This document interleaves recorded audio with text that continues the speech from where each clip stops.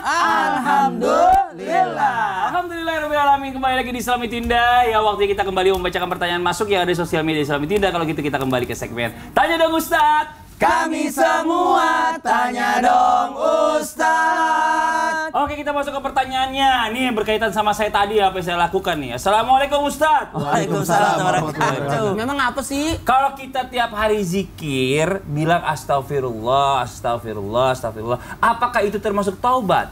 Kan Jawabannya adalah Bapak, saya belum tunjuk. ya, Saya tunjuk dulu, Ustadz Maulana silakan dijawab. adalah termasuk bahagian daripada tobat. Pengakuan, kesadaran, menyadari Allah sebenarnya tahu kita berdosa. Allah tunggu kita mengakui dosa kita. Ketika orang mengucapkan istighfar astagfirullahaladzim, itu adalah bentuk pembuka daripada pengakuan kalau dia mengaku dirinya berdosa.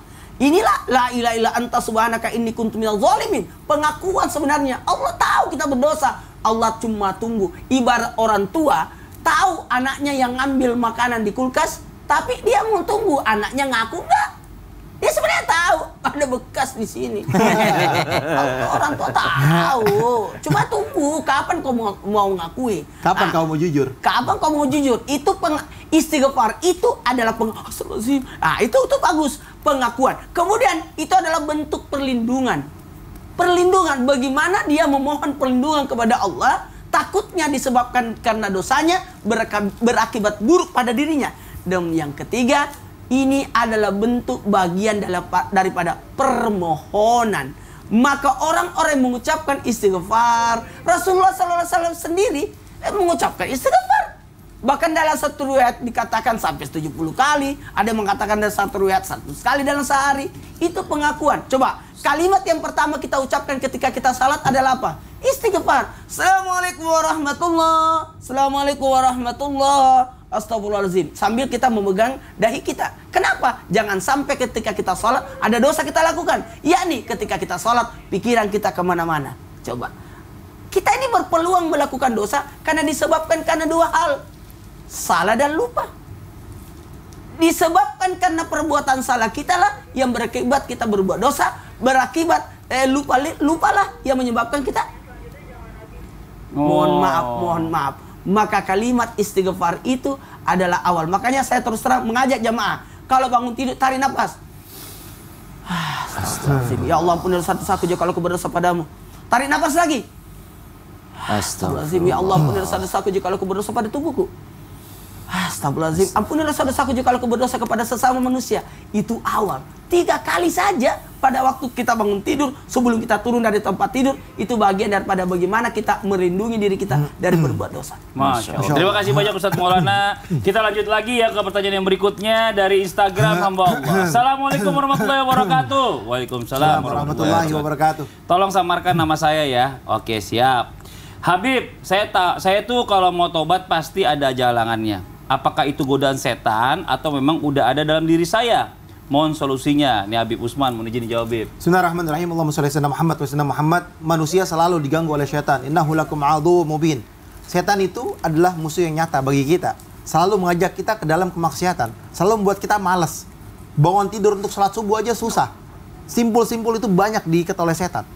Sehingga apa? Sehingga yang bisa melepaskan itu adalah berwudu, salat, minta ampunan kepada Allah Subhanahu wa taala.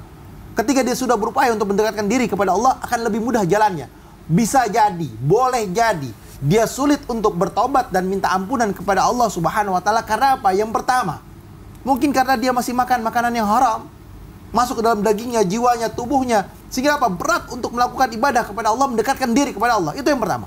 Yang kedua, boleh jadi orang tersebut atau hamba tersebut sulit untuk dia bertobat kepada Allah, meminta ampunan kepada Allah. Boleh jadi Allah murka sama hamba itu. Khatamallahu ala qulubihim wa ala sam'ihim wa ala absarihim gisawatu walahum azabun azim. Allah udah kunci mungkin hatinya, pandangannya, pendengarannya. Walaupun dia setiap hari nonton Islam itu indah, ada di tempat ini, ya kan? Dia selalu menyaksikan, tapi susah untuk beribadah kepada Allah, susah untuk tobat kepada Allah.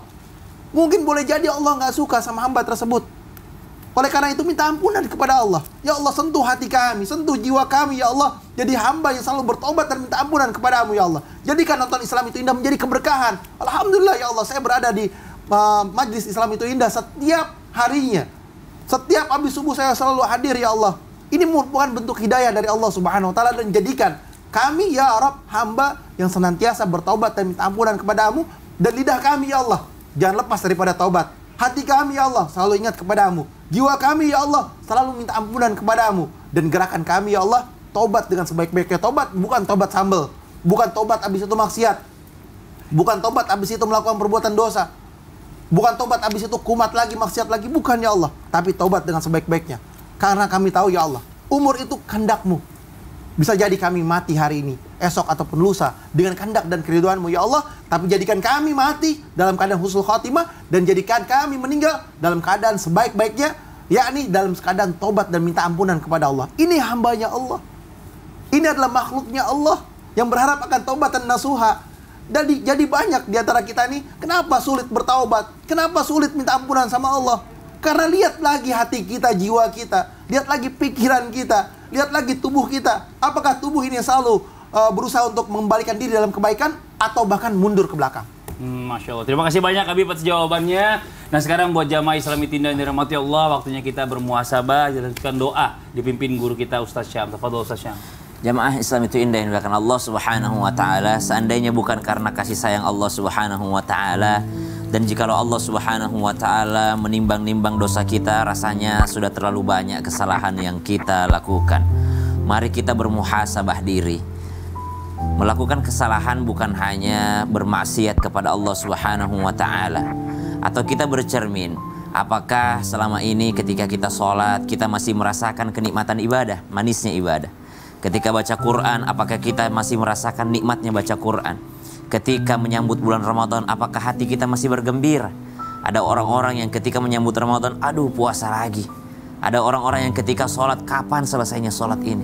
Ada orang ketika baca Quran, tiba-tiba mengantuk, subhanallah. Maka hilangnya nikmat beribadah juga sesuatu yang mesti kita tobatkan. Kenapa? Karena bisa jadi karena kesalahan dan dosa yang membuat kita tidak bisa lagi menikmati yang namanya ibadah. Maka bertaubat kepada Allah Subhanahu wa taala bukan menunggu dulu kita melakukan kesalahan yang sangat besar, tidak. Maka sehari-hari kita memohon kepada Allah Subhanahu wa taala dengan sayyidul istighfar. Allahumma anta rabbi la ilaha illa anta khalaqtani wa ana 'abduka wa ana 'ala 'ahdika wa 'adika mastata'tu. A'udzu bika min syarri ma sana'tu, abu'u laka bi ni'matika 'alayya wa abu'u bi dhanbi faghfirli fa innahu la yaghfiru dzunuba illa anta. Tidak ada yang bisa mengampuni kita kecuali Allah Subhanahu wa taala. Jangan melihat besarnya dosa yang pernah kita lakukan, tapi lihatlah lebih besar lagi ampunan dari Allah Subhanahu wa taala. Taubat kitalah yang membuat Allah merahmati kita dan membawa kita ke Jannatul Firdaus hingga bertemu dengan Allah Subhanahu wa taala. Bismillahirrahmanirrahim. Alhamdulillahi rabbil alamin. Allahumma salli ala sayyidina Muhammadin nabiyil ummi wa ala alihi wa sahbihi wa sallim. Allahumma akhtim lana bihusnil khatimah. Ya Allah, izinkan kami bertaubat sebelum Engkau cabut nyawa kami ya Allah. Jangan Engkau cabut nyawa kami dalam keadaan su'ul khatimah. Cabutlah nyawa kami sedang kami beribadah kepadamu ya Allah. Allahumma ufir lana dhunubana wa liwalidina. Ya Allah, ampuni dosa kami dan kedua orang tua kami. Warhamhum kama rabbawna shighara. Wa sallallahu ala sayyidina Muhammad. Walhamdulillahi rabbil alamin. Amin amin ya rabbal alamin. Masya Allah, alhamdulillah. Demikianlah perjumpaan kita hari ini, semoga bermanfaat. Sekali lagi mohon maaf atas segala kekurangan. Wabillahi taufiq wal hidayah. Wassalamualaikum warahmatullahi wabarakatuh. Waalaikumsalam warahmatullahi wabarakatuh. Ilahi